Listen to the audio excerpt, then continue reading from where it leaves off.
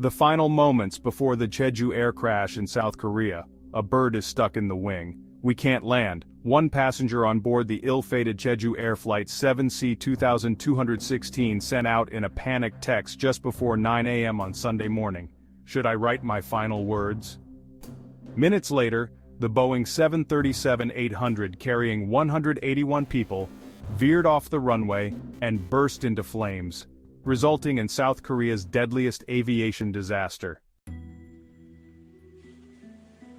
The flight from Bangkok, full of holidaymakers on a Christmas package tour, had been routine until 8:57 a.m., when air traffic controllers at Muan International Airport, in the southwest of the country, spotted something concerning and radioed a bird strike warning to the cockpit.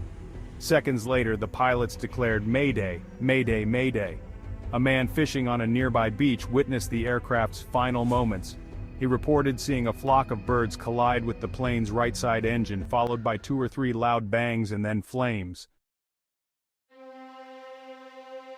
At 9:03 a.m., with its landing gear failing to deploy, the aircraft skidded along the runway before crashing into a navigation aid structure made of concrete and a perimeter wall in an explosion of flames and debris.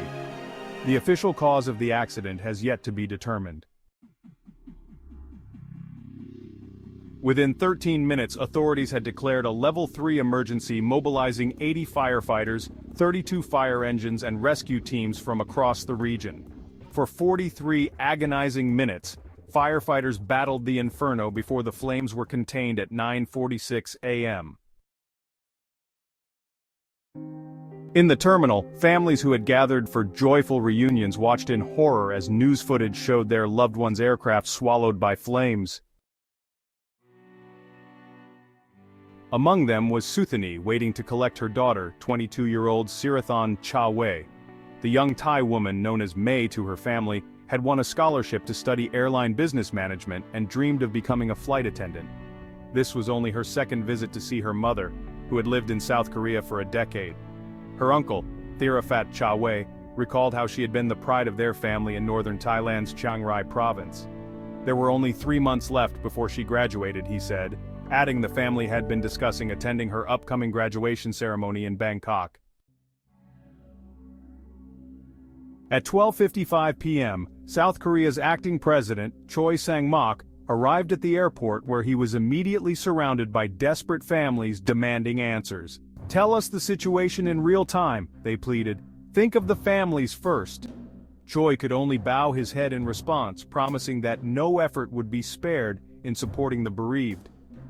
When the Muon fire chief, Lee Jong-hyun, delivered the devastating news that most of the 181 passengers are presumed dead, the briefing room erupted in wails of grief. "Is there absolutely no chance of survival?" one family member asked. Lee could only bow his head and respond, "I'm so sorry, but that's what it's looking like." Some collapsed to the ground, others repeatedly cried out, "How could this happen?" As the day wore on, the death toll mounted in brutal increments, 28, then 47, then 62. By evening, officials confirmed 179 deaths, with only 2 crew members found in the tail section surviving. The victims were aged from 3 to 78. Through collision twice and explosion, most of the passengers were thrown off the plane, said Yom Dong-bu, a Muon firefighter at the scene. "I used to work on ambulances, so I've seen this kind of terrible stuff like car crashes, but not on this scale." A temporary mortuary was established at the airport where 169 forensic officers and 579 police officers worked to identify victims.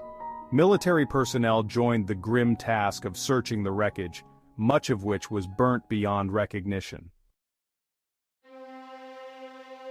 As evening fell, a man in his 60s kept returning to the family support desk, his son by his side. His wife had been traveling with her sisters-in-law on the flight. While the sisters-in-law's bodies had been identified, his wife's name was still not on the list. Again and again they checked the registry of names, his son repeatedly collapsing in tears. The following morning, after spending the night in makeshift tents at the airport lounge, relatives of passengers not yet identified waited for news. A middle-aged man and woman kept their gaze fixed through the fence, where remnants of the plane seats, gates and twisted metal parts were still scattered across the field.